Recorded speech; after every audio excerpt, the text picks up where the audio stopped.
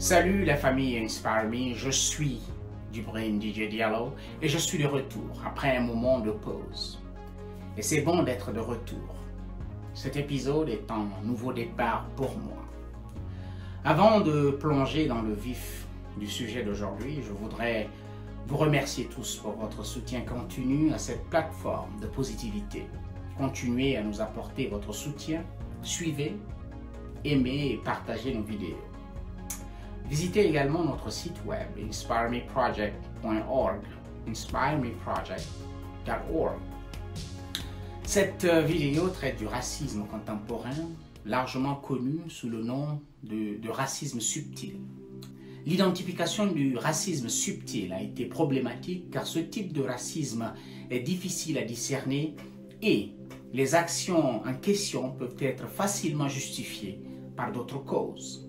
Et le climat actuel, particulièrement aux USA, a permis malheureusement au racisme subtil d'avoir le vent en poupe. Qu'est-ce que le racisme subtil? Et pourquoi le racisme subtil est-il plus dommageable? Chaque fois que quelqu'un entend parler du racisme, les formes subtiles du racisme connues sous le nom de microagressions ne viennent pas tout de suite à l'esprit. Au lieu de cela, ils imaginent une congrégation d'hommes portant des cagoules blanches ou des croix en feu qui crient et hurlent. En fait, la plupart des personnes de couleur peuvent ne jamais rencontrer un Klansman ou devenir victimes d'un lynchage. Les membres des groupes raciaux minoritaires sont beaucoup plus susceptibles d'être victimes d'un racisme subtil, également connu sous le nom de racisme quotidien, de racisme secret ou de microagression raciale.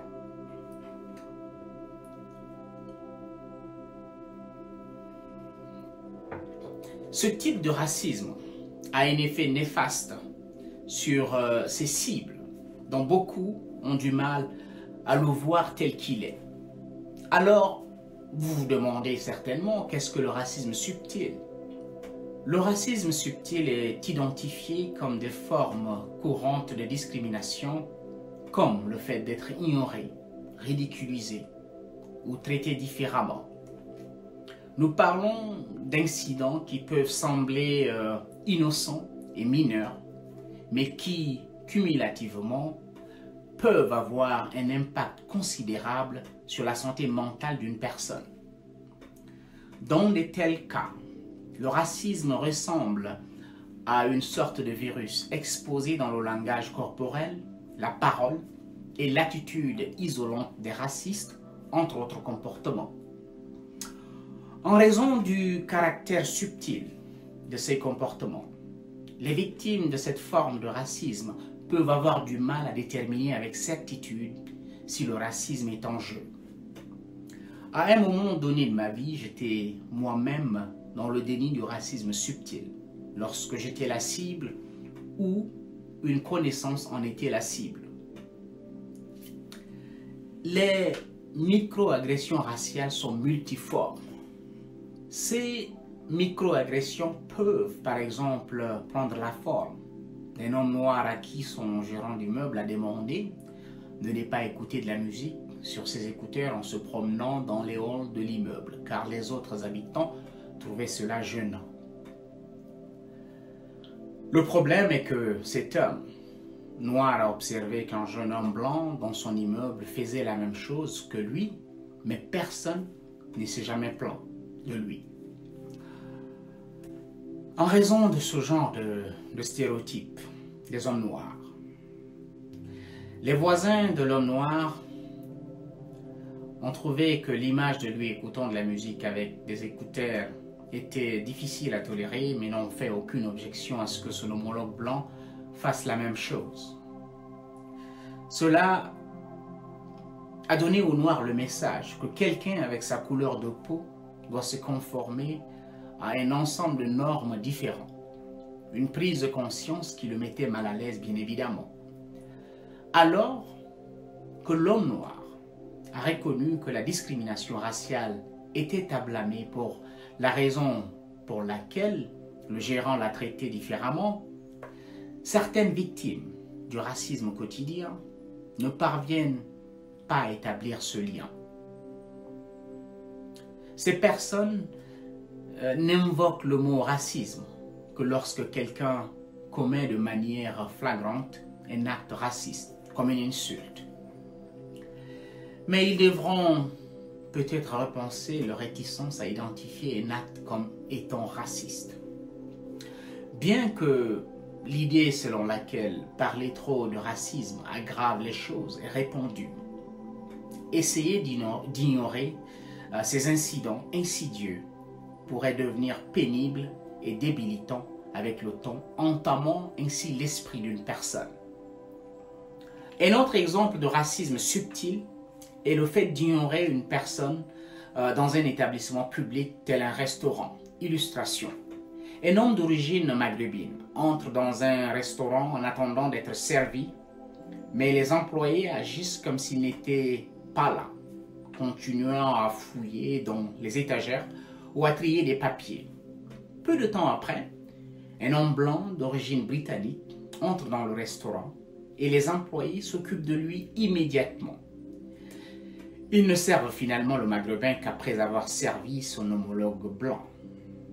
Le message subtil envoyé au maghrébin est simplement que vous ne méritiez pas notre attention immédiate. J'ai moi-même vécu des expériences pareilles partout dans le monde où je suis passé et où les Noirs sont susceptibles d'être discriminés. Très souvent, les personnes de couleur sont ignorées dans des contextes strictement sociaux. Disons qu'un Nigérian visite une église principalement blanche pendant quelques semaines, mais que chaque dimanche, personne ne lui parle. De plus, peu de gens prennent même la peine de le saluer. Pendant ce temps, un visiteur blanc de l'église est invité à déjeuner lors de sa toute première visite. Les fidèles non seulement lui parlent, mais lui fournissent leurs coordonnées. En quelques semaines, il est complètement introduit dans le réseau social de l'église. Les membres de l'église peuvent être surpris d'apprendre que le Nigérian pense qu'il a été victime d'exclusion raciale. Après tout, ils ont juste ressenti un lien qu'avec le visiteur blanc et n'ont pu établir un lien avec le Nigérian. Plus tard, lorsque le sujet de l'accroissement de la diversité à l'église est abordé, tout le monde hausse les épaules lorsqu'on demande comment attirer plus de paroissiens de couleur. Ils ne parviennent pas à établir comment leur froideur avec les personnes de couleur qui visitent occasionnellement rend leur institution religieuse peu accueillante pour ces gens.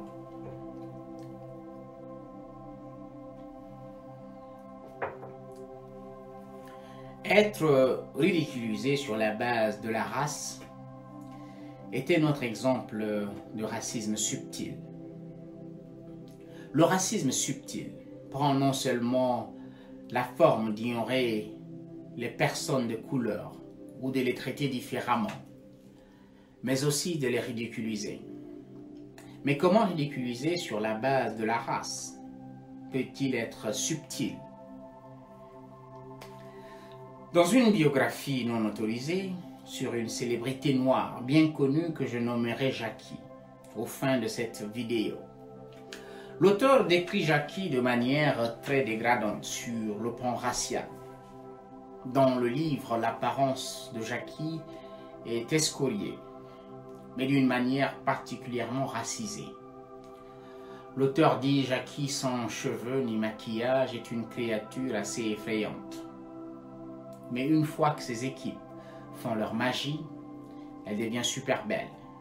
Ils rétrécissent son nez et amincissent ses lèvres avec 3 doublures différentes. Et ses cheveux, eh bien, je ne peux même pas commencer à décrire les merveilles qu'ils font avec ses cheveux. Fin de citation. Pourquoi cette description sent-elle le racisme subtil? Eh bien, l'auteur ne dit pas seulement qu'elle trouve Jackie peu attrayante, sans l'aide d'une équipe de coiffure et de maquillage, mais critique la noirceur de ses traits intrinsèques. Son nez est trop large, ses lèvres sont trop grandes et ses cheveux sont ingérables, affirme l'auteur. Ces caractéristiques sont toutes communément associées aux Afro-Américains et aux Noirs en général. En bref, l'auteur suggère que Jackie est principalement peu attrayante parce qu'elle est noire. Un autre exemple de racisme subtil est le fait d'être ridiculisé à cause de son origine nationale. Disons qu'un immigrant, ici aux USA, parle couramment l'anglais, mais avec un léger accent. L'immigrant peut rencontrer les Américains qui demandent toujours qu'il se répète, lui parlent fort ou l'interrompent lorsqu'il essaie de les engager dans une discussion. Ce sont des microagressions raciales qui envoient un message à l'immigrant qu'il n'est pas digne de leur conversation.